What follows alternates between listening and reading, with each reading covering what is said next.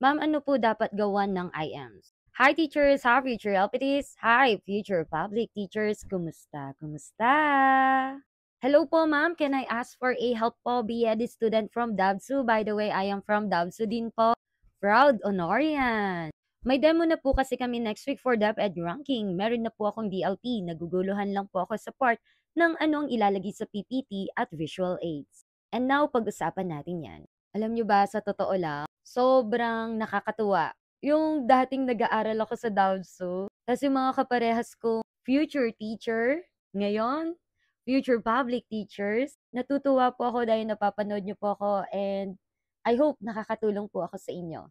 At ngayon nga pag-usapan natin yan kung ano ba yung mga dapat nating ilagay sa PowerPoint and sa visual aids or sa IMs. Okay, yung isi-share ko sa inyo based on my experience. Simula nung mga nagkaroon ako ng final demo, classroom observation, DepEd ranking. Kasi dati noon, nalilito din ako. Yung tipong meron na nga sa PowerPoint, meron pang visual aids. And minsan akala natin, maganda din yung sobrang anlalaki ng mga visual aids natin, sobrang dami nating abubot. Walang masama doon. Very good. Lalo na kung related talaga sa lesson natin. Kasi doon pa lang makukuha mo ng attention ng mga bata. Tama? Pero ano nga ba yung mga ilalagay natin sa PowerPoint and visual aids? Actually, sa PowerPoint, of course, simula sa una hanggang sa huli, nandyan talaga lahat yan. And depende sa'yo kung ano yung mga activities mo. Kung yung establishing mo, pwede naman siya sa PowerPoint lang, or interactive ito, yung tipong yung mga bata pupunta sa harapan, may sasagutan sila, may aayusin sila. Of course, kailangan mong i-print yon or ayusin mo, ilagay mo sa board. Pero kung gusto mo, yung parang pag-game siya, yung hahawakan nila, ikiklik nila sa laptop mo, okay na okay lang din yon. And hindi mo na kailangan i-print yon. Pero ang pinaka-ano lang talaga dito, yung pinaka-mahalaga na dapat piniprint ninyo or yung dinidisplay ninyo sa board is yung pinaka-lesson.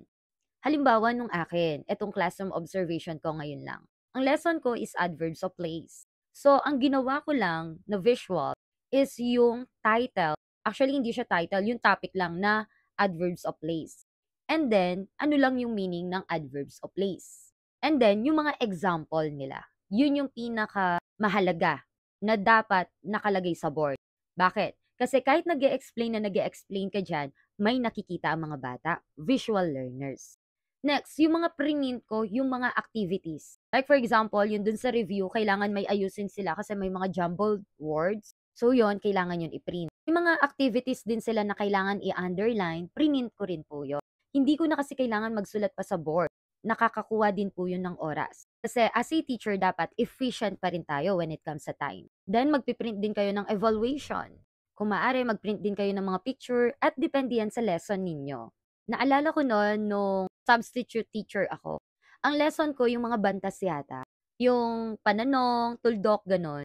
Alam mo, ang comment sa akin ng principal, which is, alam mo, kahit nakaka-perfect ako ng score, pero meron at merong isasuggest sila, which is good. Ang mali ko nun, sana daw, nilagay ko pa yung mga bantas, tapos nilagay ko pa yung meaning. Para daw mas nakikita ng mga bata kung saan ginagamit yon. Kaya doon ko nasabi na dapat yung pinakamahalaga na ginagawa natin ng IMs, yung discussion, yung mga meaning, yun yung mga mahalaga. Kung ano talaga yung pinaka-lesson. And then susunod, yung mga activities na nga. Yung mga objectives nyo, pwedeng ilagay nyo na lang yun sa PowerPoint. Yung review ninyo, kung pang-PowerPoint lang, sa PowerPoint na lang din, okay na yon. O kaya yung mga establishing ninyo, kung pa-games lang, ganon, okay na po sa laptop yon. I mean sa PowerPoint. And sabi ko nga, nakaprint yung mga i-discuss ninyo, pero mas okay din na meron po sa PowerPoint. Para merong mga nakatingin sa PowerPoint, meron din po sa visual aids ninyo. And dapat the same po ang content. Kasi yung number 1, iba yun dun sa visual aids mo. Next, developing mastery. Mas maganda, nagpiprint kayo dito. May mga ready talaga kayo na visual aids or mga IMs. So yun, depende po sa lesson ninyo. Depende sa objectives ninyo.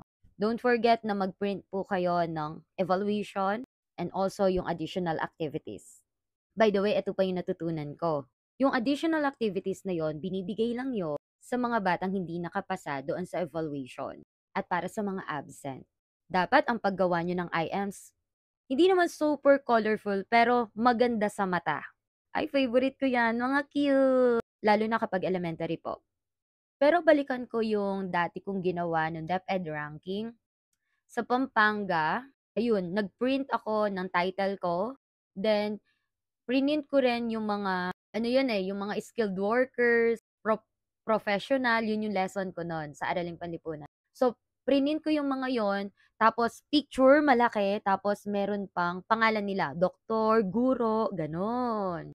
Tapos nung na-try ko rin mag-apply dito naman sa San Fernando, ayun, title din.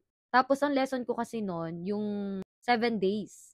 So, yun din yung linagay ko, yung 7 days. Tapos, more on activities, calendar, mga ganon. And yun, I hope nasagot ko po kayo. Maraming salamat po. God bless. Kaya nyo yan.